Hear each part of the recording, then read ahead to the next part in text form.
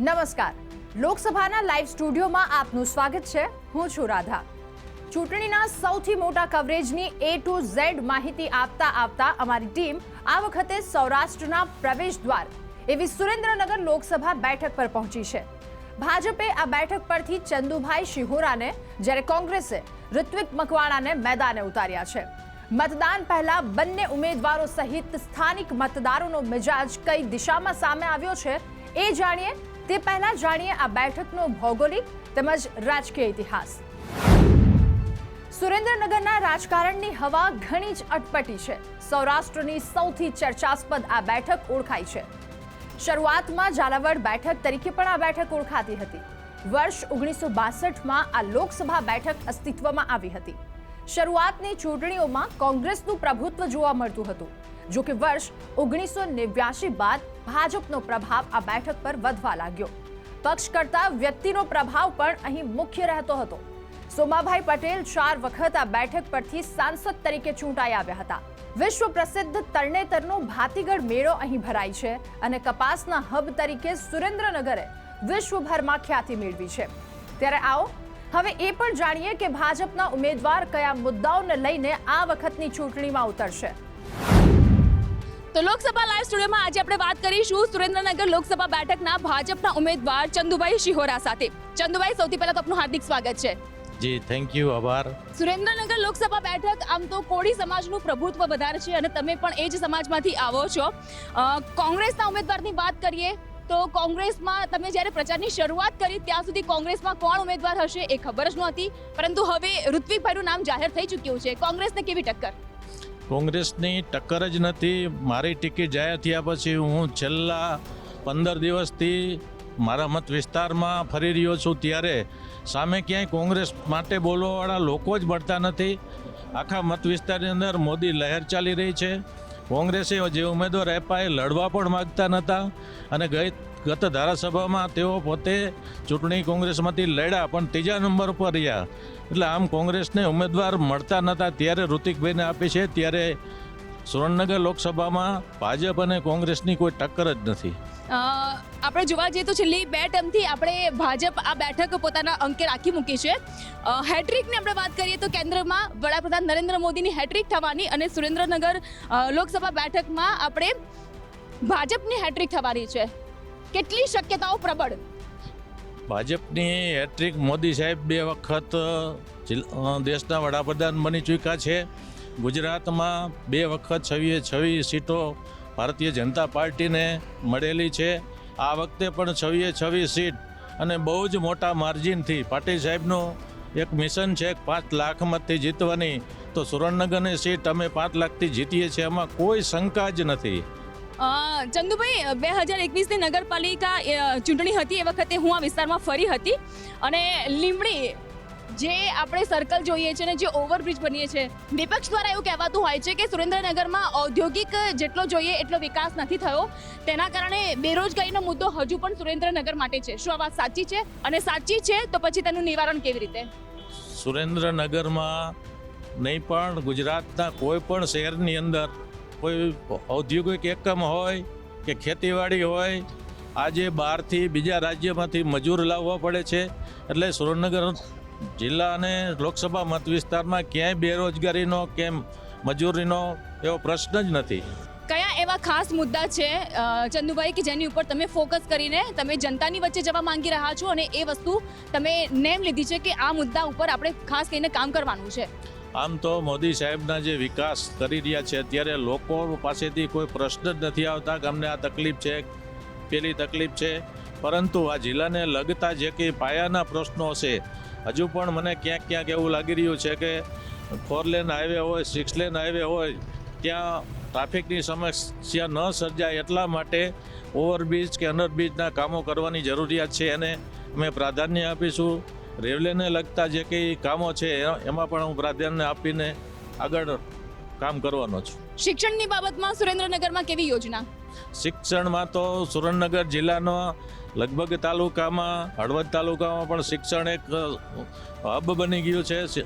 સુરેન્દ્રનગર જિલ્લામાં પણ શિક્ષણની ઘણી બધી સ્કૂલો છે, ત્યારે શિક્ષણને લગતી અત્યારે બાળકોને, વિદ્યાર્થીઓને મુશ્કેલીનો સામનો કરવો પડતો નથી. આ વખતે જોવા જઈએ તો 2023 અને 2024ની શરૂઆત ખૂબ જ સારી રહી છે, કારણ કે યુસીસી 370ની વાત હોય, CAA ની વાત હોય કે રામ જન્મભૂમિની વાત હોય, તમામ સારા એવા નિર્ણય લેવામાં આવ્યા છે કેન્દ્ર સરકાર તરફથી. પરંતુ કેન્દ્ર સરકારના આ નિર્ણયનો હંમેશા વિપક્ષ અને ઇન્ડી ગઠબંધન વિરોધ કરતો આવ્યું છે. એ વિરોધ તમે કેવી રીતે જુઓ છો? વિપક્ષો પાસે કોઈ મુદ્દા જ નથી. આપને બેન એક વસ્તુ હું કહેવા માગું છું આ માધ્યમથી કે જ્યારે દેશનો નેતા, દેશનો રાજા નિષ્ઠાવાન હોય ત્યારે વિપક્ષો બધા એક બની જતા હોય છે. ત્યારે હું આ મીડિયાના માધ્યમથી મારા મત વિસ્તારના તમામ લોકોને કહેવા માગું છું કે મોદી સાહેબ જે નિષ્ઠાથી કામ કરી રહ્યા છે ત્યારે એમને ત્રીજી વખત વડાપ્રધાન ન બનવા દેવા માટે આ આલિયા માલિયા જમાલિયા નામ કંપની બધી એક બનીને મોદી સાહેબને હરાવવા નીકળી છે. પણ એમને ખબર નથી કે મોદી સાહેબ અત્યારે આખા દેશમાં જે રીતે કામ કરી રહ્યા છે ત્યારે એમને હરાવવા કોઈ કાળે શક્ય જ નથી. મતદાન માટે તમે જનતાને શું અપીલ કરશો? હું 7 તારીખે આ સુરેન્દ્રનગર મત વિસ્તારના લોકોને અપીલ કરવા માગું છું. આપ 7 તારીખના દિવસે જેમ રામ મંદિર બનાવ્યું અને આખા દેશમાં ઉત્સવનો માહોલ હતો, એમ આ ચૂંટણી પર્વ ઉત્સવ છે એમ ગણીને સવારથી સાંજ સુધીના સમયગાળાની અંદર તમામ લોકો સ્વયંભૂ મતદાન મથકે જઈ અને મતદાન કરે એવી અપીલ કરું છું. ચંદુભાઈ, ગુજરાત ફર્સ્ટના લોકસભા લાઈવ સ્ટુડિયોમાં આપ જોડાયા. સુરેન્દ્રનગરના કયા પ્રશ્નો છે અને કેવા પ્રકારનો પ્રતિસાદ જનતા તરફથી આપને મળી રહ્યો છે એ વાત આપે ખુલ્લા મને કરી. આપનો ખૂબ ખૂબ આભાર. થેન્ક યુ, ધન્યવાદ બેન. તો ચંદુભાઈ શિહોરા વિકાસની વાત સાથે 5 લાખની લીડનો વિશ્વાસ જ્યારે વ્યક્ત કરી રહ્યા છે, ત્યારે કોંગ્રેસના ઉમેદવાર ઋત્વિક મકવાણા વિકાસ વર્સિસ પરિવર્તનની વ્યાખ્યા કઈ દિશામાં સમજાવી રહ્યા છે એ પણ જાણીએ.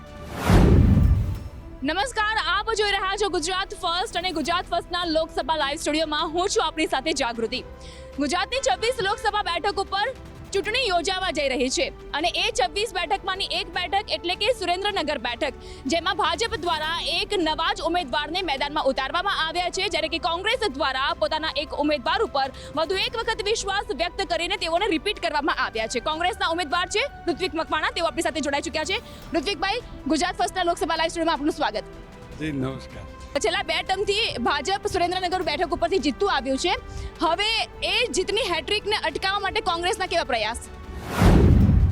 છેલ્લી 2 વખતથી ભારતીય જનતા પાર્ટી આ સીટ ઉપર વિજય મેળવી શકી છે, પરંતુ આ વખતે પહેલી વખત એવું લાગી રહ્યું છે કે આ વખતનું ઇલેક્શન છે એ ભારતીય જનતા પાર્ટી અને કોંગ્રેસ વચ્ચે નથી થવાનું, પરંતુ આ વખતનું ઇલેક્શન છે પ્રજા અને નેતાઓ વચ્ચે થવાનું છે.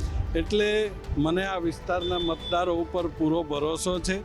આ વખતેની ચૂંટણી જે છે ભારતીય જનતા પાર્ટીના નેતાઓ અને આ વિસ્તારના મતદારો વચ્ચે થશે. તો કોંગ્રેસ આ વખતે કયા મુદ્દાને લઈને ચૂંટણી જંગમાં ઝંપલાવી રહ્યું છે? બિલકુલ, આપે કહ્યું એમ પાછલા 10 વર્ષથી ભારતીય જનતા પાર્ટીના લોકસભાના સાંસદ અહીંયાથી ચૂંટાઈને ગયા છે. આપ એના રેકોર્ડ ઉપર ચેક કરીને જુઓ તો છેલ્લા 10 વર્ષની અંદર આ મત વિસ્તાર માટેની કોઈ જ રજૂઆત લોકસભાના ફ્લોર ઉપર થઈ નથી. આ વિસ્તારમાં અનેક સમસ્યાઓ છે.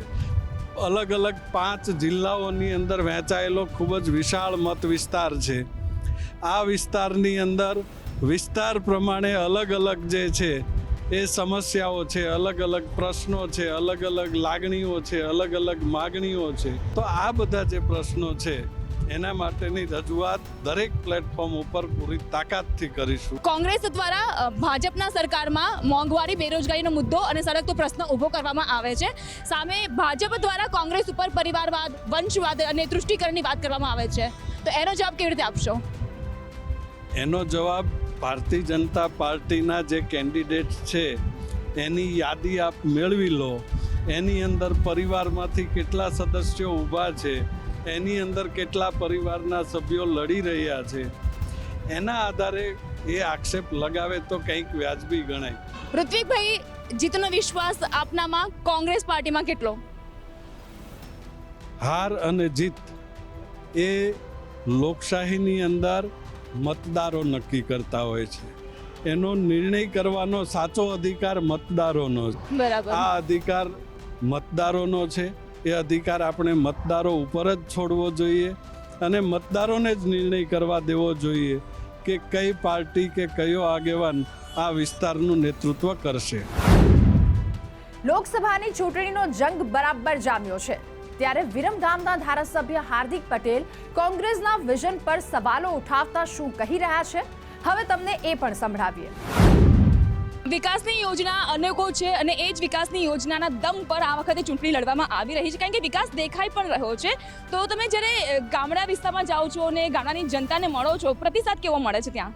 ગામડાની અંદર જે ગજબનો ઉત્સાહ છે એક મુદ્દા ઉપર જરૂર છે કે માનનીય નરેન્દ્રભાઈ મોદીએ 10 વર્ષના ગાળામાં અનેક યોજનાઓ ગામડાના લોકો માટે બનાવી અને યોજના બનાવવા કરતાં ગામડાના છેવાડાના વ્યક્તિ સુધી પહોંચાડવી. એટલે હું એવું મારું વ્યક્તિગત માનવું છું કે માનનીય નરેન્દ્રભાઈની સૌથી મહત્વપૂર્ણ જો કોઈ યોજના હોય તો એ છે આયુષ્યમાન ભારત યોજના, જેના કારણે લગભગ 10 લાખ રૂપિયા સુધીની મફતની સારવાર ગામડાના લોકોને મળે છે. એટલે ગામડાના લોકો રાજી છે કે અત્યાર સુધી યોજનાઓની જાહેરાત થતી હતી પણ યોજનાનો લાભ છેવાડાના વ્યક્તિ નહોતો પહોંચતો. હવે યોજનાની જાહેરાત પણ થાય છે અને યોજનાનો લાભ છેવાડાના વ્યક્તિ સુધી પહોંચે છે અને એટલા માટે નરેન્દ્રભાઈ કહે છે કે મારી ગેરંટી એ રામ રાજ્યની નિશાની છે. તો સામાન્ય જનતાની વચ્ચે જઈને એ લોકોનો પ્રતિસાદ પણ મેળવી રહ્યા છે. એ લોકોને એવું જ કહેવું છે કે આ જે વિરોધ છે એ સકારાત્મક વિરોધ છે જ નહીં. વિરોધ પક્ષ વિરોધ કરી શકે પરંતુ એમાં સકારાત્મકતા પણ હોવી જરૂરી છે. વિરોધની રાજનીતિના કારણે ગુજરાત અને દેશના લોકોએ કોંગ્રેસથી દૂરી બનાવી છે. એનું એક શ્રેષ્ઠ ઉદાહરણ તમને આપું કે જ્યારે 370ની કલમ આ દેશમાં માન્ય અમિતભાઈએ લોકસભા અને રાજ્યસભામાં બિલ મૂક્યું તો સૌથી વધુ વિરોધ કાશ્મીરના લોકોએ નથી કર્યો, એટલો વિરોધ કોંગ્રેસે જાહેર કરી દીધો. સાચી વાત છે. હાર્દિકભાઈ, આપ ગુજરાત ફર્સ્ટના લોકસભા લાઈવ સ્ટુડિયોમાં જોડાયા અને ખુલ્લા મને વાતચીત કરી. ખૂબ ખૂબ આભાર આપનો. Thank you. તો દસાડાના પૂર્વ ધારાસભ્ય અને કોંગ્રેસના નેતા નૌશાદ સોલંકી ભારતીય જનતા પાર્ટીના વિઝનને કયા દ્રષ્ટિકોણની સાથે જુએ છે એ પણ જાણીએ. કોંગ્રેસના નેતા અને દસાડાના પૂર્વ ધારાસભ્ય નૌશાદ સોલંકી કે જેઓ આજે આપણી સાથે જોડાઈ ચૂક્યા છે અને તેઓની સાથે લોકસભા ચૂંટણી 2024 કોંગ્રેસની તૈયારી, કોંગ્રેસના ઉમેદવારને જીતાડવા માટેનો કેવો સંકલ્પ છે તે અંગે આપણે વાત કરીશું. નૌશાદભાઈ, સૌથી પહેલા સ્વાગત આપનું લોકસભા લાઈવ સ્ટુડિયોમાં. ગુજરાત ફર્સ્ટના તમામ દર્શકો ને મારા ખૂબ ખૂબ પ્રણામ, નમસ્કાર. પરંતુ જે મેસેજ થઈ રહ્યો છે કે ભાજપનું પલડું ભારે છે અને કોંગ્રેસની કમજોરી દેખાય છે, એ કોણ સમજાવશે? નહીં, બિલકુલ તમને કહું કે એક ભ્રામક પ્રચાર છે. ભારતીય જનતા પાર્ટી હવામાં ઉડતી પાર્ટી છે. એનો જમીની બેઝ લગભગ એ લોકોએ ખોઈ. સુરેન્દ્રનગર લોકસભા બેઠક કે છેલ્લા 2 ટર્મથી ભાજપના અંકે હતી, આ વખતે સુરેન્દ્રનગરમાં એ ભાજપની હેટ્રિક કોંગ્રેસ અટકાવશે? આ વખતની જે ચૂંટણી છે એ ચૂંટણી 2-4 મુદ્દાઓ ઉપર લડાવવાની છે. બંને ઉમેદવારનું કમ્પેરિઝન થશે, બંનેની સરખામણી થશે કે કોંગ્રેસના ઉમેદવાર માનીય ઋત્વિકભાઈ મકવાણા કેવા છે, ભારતીય જનતા પાર્ટીના ઉમેદવાર કેવા છે. 1, 2, સૌથી મહત્વનો મુદ્દો છે બેરોજગારી. કોંગ્રેસ પાર્ટીએ વચન આપ્યું છે કે કોઈ પણ છોકરો ગ્રેજ્યુએટ થશે ને, જેવો ગ્રેજ્યુએટ થશે એ જ દિવસથી એ કેન્દ્ર સરકારનો 8,500 રૂપિયાનો પગારદાર એ બહાર પડશે. તો દર્શક મિત્રો, 2024ની લોકસભાની આ ચૂંટણી ખબર નથી કેવા પ્રકારના પરિણામો લઈને આવશે, પરંતુ આપણો તો ફક્ત એક જ કર્મ છે, ચૂંટણી માટેનું આપણે મતદાન કરવાનું છે. કારણ કે 5 વર્ષમાં આપણને એક વખત મળતો આ પ્રસંગ છે કે જેમાં આપણે ઈચ્છીએ તે વ્યક્તિને આપણે મત આપી શકીએ છીએ, તે પક્ષને આપ મત આપી શકીએ છીએ. કોઈ પણ લોકસભા બેઠકની વાત કરતા હોઈએ ત્યારે એ પણ જાણવું જરૂરી છે કે તે લોકસભા બેઠકમાં કઈ કઈ વિધાનસભાનો સમાવેશ થાય છે. ત્યારે જણાવીએ કે સુરેન્દ્રનગર લોકસભા બેઠકમાં વિરમગામ, ધંધુકા, દસાડા, લીંબડી, વઢવાણ, ચોટીલા અને ધ્રાંગધ્રા બેઠકનો સમાવેશ થાય છે અને આ તમામ બેઠકમાં કપાસનું મબલખ ઉત્પાદન થાય છે. સૌથી વધુ જીનિંગ મિલ પણ અહીં આવેલી છે. ત્યારે જીનિંગ એસોસિએશનના પ્રમુખ તથા અન્ય ખેડૂત મિત્રોનું શું કહેવું છે, એમની શું આશા અપેક્ષા, હવે એ પણ જાણીએ. તો આપણી સાથે સૌથી પહેલા તો જીનિંગ મિલ એસોસિએશનના પ્રમુખ જોડાઈ ચૂક્યા છે. સંદીપભાઈ, સ્વાગત આપણું ગુજરાત ફર્સ્ટમાં. લોકસભા ચૂંટણી 2024 આપ કેવી રીતે જુઓ છો? બસ આવનારી લોકસભાની ચૂંટણી હવે ટૂંક સમયમાં તે 1 મહિનાની અંદર તેનું મતદાન થઈ રહ્યું છે. હું કપાસની દ્રષ્ટિએ વાત કરું તો સમગ્ર ભારત દેશની અંદર જે ટોપ 3-5 ડિસ્ટ્રિક્ટ જે કપાસ પકવતા જિલ્લા છે એની અંદર અમારો આ સુરેન્દ્રનગર જિલ્લો આવે છે. કરીને આ જિલ્લાની અંદર જો આ કપાસનું ટેક્સટાઇલ પાર્ક આપવામાં આવે તો મોટામાં મોટો ફાયદો ઓછામાં ઓછા 1 લાખ ખેડૂત ફેમિલીને મળે એવું છે.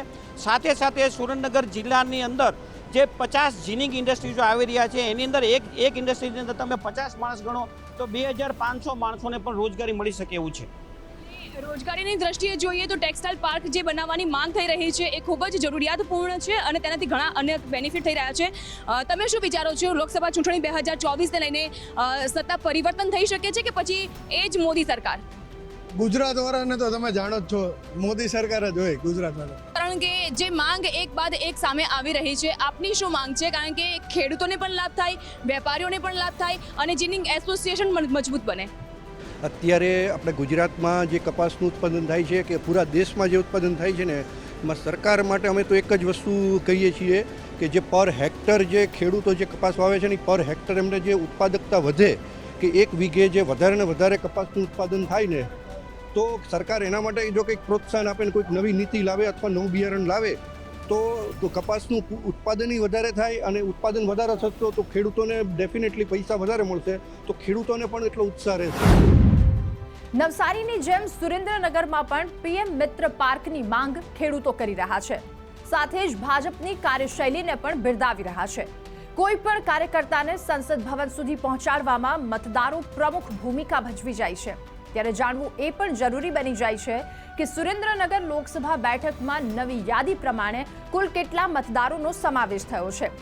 આ બેઠક પર પુરુષ મતદારોની સંખ્યા 10,55,032 છે, જ્યારે મહિલા મતદારોની સંખ્યા વધી 9,74,929 સહિત કુલ 20,29,993 મતદારો ભાવિ સાંસદનું ભવિષ્ય આ વખતે ઈવીએમમાં કેદ કરશે.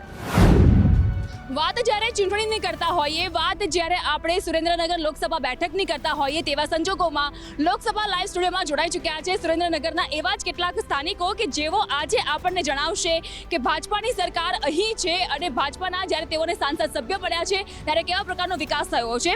સૌથી પહેલા આપણી પાસેથી જાણવા માંગીશું કે છેલ્લા 2 ટર્મથી ભાજપા અહીં જીતતું આવી છે અને સુરેન્દ્રનગર લોકસભા બેઠક ઉપર ભાજપે પોતાના સાંસદ સભ્યને આપ્યા છે. આ વખતે પણ ભાજપના એક બેદાગ ચહેરો ઉતારવામાં આવ્યો છે. કેવા પ્રકારના વિકાસના કાર્યો થયા છે? બેન, હું આપણા માધ્યમથી કહું કે ગુજરાતમાં સારા એવા રાજ્યમાં કોઈ જિલ્લો એવો બાકી નહીં હોય કે જ્યાં ગુજરાત રાજ્યના ફર અથવા તો એના નાણાં ત્યાં ન વપરાણા હોય. સારા રાજ્યમાં ગુજરાતના હિસાબે છેલ્લા 27 વર્ષથી પણ વધારે સરકાર જ્યારે ભાજપની અહીં હોય તો એનો મતલબ એવો કે વિકાસ લોકોએ ચાખ્યો છે અને લોકોએ વિકાસને સ્વીકારે છે. શું લાગે છે, વિપક્ષનો જે હોબાળો હોય છે તેની વચ્ચે આ 400 ને પાર એ આંક સિદ્ધ થઈ જશે? 100% થઈ જશે બેન, એમાં કોઈ શંકાને સમાધાન જ નથી. અને મોદી સાહેબ વગરનું અમે અમારું જીવન વિચારી શકીને એ કોઈ અમારી પોઝિશન નથી ને. આમના જેવા આવા દેશને નેતૃત્વ કરવાવાળા આટલા વર્ષોમાં જે એક સંત પુરુષ મળ્યા છે કે જેમને જોવો તો એવું લાગે કે આ દેવલોકમાંથી આવેલા દેવી પુરુષ છે. કોઈ વ્યક્તિ આ કરી શકે ને એ હજી માનવામાં નથી આવતું. એટલે આવું સારું નેતૃત્વ જ્યારે મળતું હોય ત્યારે હું બધાને અપીલ કરીશ કે ભાજપ સિવાય આપણી પાસે કંઈ બીજું હોવું જ નથી. ભાજપ અને ભાજપ 100% ભાજપ. વિપક્ષની વાત કરતા હોઈએ આપણે, ઇન્ડી ગઠબંધનની આપણે વાત કરતા હોઈએ કે જે હંમેશા સકારાત્મક વિરોધ નથી કરતું, અત્યારે દરેક મુદ્દા પર વિરોધ કરે છે અને તમે કેતો જુઓ છો? બેન, વિપક્ષ પાસે કોઈ મુદ્દા જ નથી વિરોધ કરવાનો, એટલે કોઈ પણ મુદ્દા ઉપર વિરોધ કરે, એની જે ડ્યુટી હોય નિભાવે. હવે એક નજર સુરેન્દ્રનગર લોકસભા બેઠકના જ્ઞાતિવાદી સમીકરણ પર કરીએ તો અહીં સૌથી વધુ 29% કોળી સમાજના મતદારો નિર્ણાયક ભૂમિકા ભજવી જાય છે. ત્યારબાદ ક્ષત્રિય, દલિત, પાટીદાર, માલધારી, દલવાડી, મુસ્લિમ, બ્રાહ્મણ અને જૈન સમાજના મતદારોનો મત મૂલ્યવાન સાબિત થઈ જાય છે. ત્યારે જૈન વેપારીઓનો વિચાર આ વખતે કયા પક્ષના ઉમેદવારને દિલ્હી પહોંચાડવાનો છે એ પણ જાણીએ. સુરેન્દ્રનગરનો ખૂણો અમે ફરી રહ્યા છીએ અને અહીંની સ્થાનિક જનતાનો પ્રતિભાવ અમે મેળવી રહ્યા છીએ લોકસભા ચૂંટણી 2024ને લઈને. તેવા સંજોગોમાં સુરેન્દ્રનગરના વેપારી એસોસિએશનના જૈન વેપારી અગ્રણીઓ આપણી સાથે જોડાઈ ચૂક્યા છે. તેઓનો શું પ્રતિભાવ મળી રહ્યો છે અને તેઓ શું ઈચ્છી રહ્યા છે આ કેન્દ્ર સરકારથી આ વખતની ચૂંટણીમાંથી, તે આપણે જાણી લઈએ તેઓના પ્રતિભાવ. સૌથી પહેલા વેપારી એસોસિએશનના સાડી એસોસિએશનના પ્રમુખ આપણી સાથે જોડાયેલા છે. શું આશા અપેક્ષા, કારણ કે લોકસભા ચૂંટણી આવી રહી છે અને પહેલાનો સમય, પહેલાની સરકાર અને આ સરકારમાં કેટલો તફાવત તમે જોઈ રહ્યા છો? છે અત્યારે ભાજપ સરકારની અંદર જે વિકાસના સુરેન્દ્રનગર જિલ્લાની અંદર જે સારામાં સારા કામ અને સ્થાનિક સુરેન્દ્રનગર પ્રોપરમાં જેટલા 10 વર્ષની અંદર જે સારા કામ થયા છે, ઐતિહાસિક કામ થયા છે કે જે એક અહીંયા રિવરફ્રન્ટ બન્યો છે, બીજો એક ઓવરબ્રિજ બન્યો છે. સુરેન્દ્રનગરની અંદર આખા સુરેન્દ્રનગરમાં પાણીનું લાઇનનું નવું કનેક્શન બધાને ઘરે મળી ગયું છે. એલઈડીનું LED અત્યારે રોડ ઉપર જે ટ્યુબલાઇટ પહેલાં ચાલુ બંધ થાય એ અત્યારે LEDની ફેસિલિટી થઈ ગઈ છે. ટૂંકમાં પાણીનો પ્રશ્ન એક પહેલો અમારે મોટો હતો એ એટલો પ્રશ્ન હલ થઈ ગયો છે કે સુરેન્દ્રનગરમાંથી જ બધે પાણી સપ્લાય થાય એટલું સરસ છે અહીંયા પાણીનું કામ. તમને શું લાગે છે, ભાજપ આવશે કે પછી કંઈ કહી ન શકાય? નહીં, ભાજપ જ આવશે.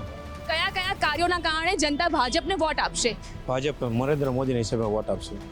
એટલે આ એક ચહેરો છે નરેન્દ્ર મોદીનો અને નરેન્દ્ર મોદીના ચહેરાને જ લોકો વોટ આપશે. આપનું શું મંતવ્ય? મોદી એ તો મુમકિન હે, મોદી છે એટલે ભાજપ આવશે. અને સુરેન્દ્રનગરની મુલાકાતે હોઈએ અને અહીંની ખાણીપીણી વિશે આપણે વાત ના કરીએ તો પછી આપણી આ મુલાકાત અધૂરી કહેવાય. સાચું કહું છું ને? એટલા માટે જ સુરેન્દ્રનગરના મહાલક્ષ્મી રોડ પર અમે આવી ગયા છે. આ એવો વિસ્તાર છે કે જ્યાં તમે શોપિંગ કરી શકો છો અને અહીંના પ્રખ્યાત પરોઠા હાઉસમાં તમે બેસીને પરાઠા ખાઈ શકો છો અને પરાઠાની સાથોસાથ તમે અલગ અલગ સબ્જીનો સ્વાદ પણ માણી શકો છો. ચૂંટણીનો મિજાજ પણ કંઈક એવો જ છે, ચટપટી વાનગી જેવો. તો આપણે જાણીશું અહીંના ફૂડીઝનો મિજાજ કે પ્રકારે તેઓ વિચારી રહ્યા છે આ વખતની ચૂંટણી, લોકસભા ચૂંટણી.